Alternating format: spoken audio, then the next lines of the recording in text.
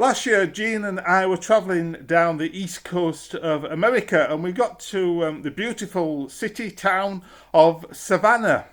And whilst we were there, we went into a shop, a Christmas shop. We always like to visit Christmas shops, as you can see my very loud Christmas jumper. We love Christmas and the season that it brings. And whilst we were there, we saw this very interesting Christmas bauble.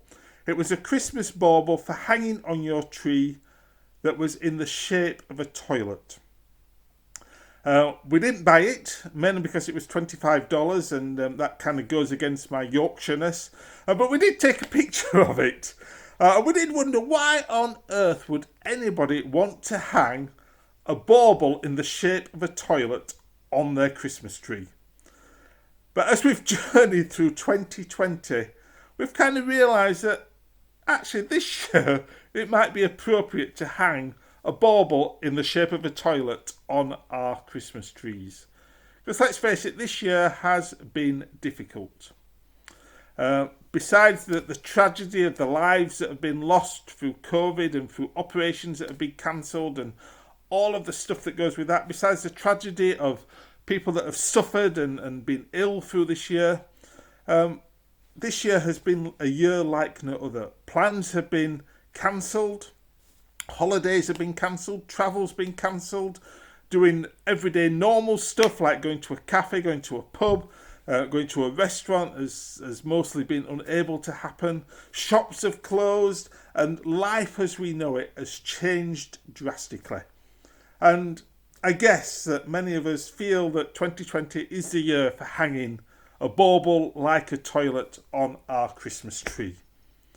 But you know, as I thought about this bauble toilet, I thought actually it does kind of sum up the Christmas message, because into the mess of our world, into the world filled with problems, into lives filled with mess, and let's face it, a lot of our lives are a mess, comes God as one of us. God made flesh and blood in the person of Jesus, born, as we remember, at this time of year as a tiny human baby, with all the mess that babies bring.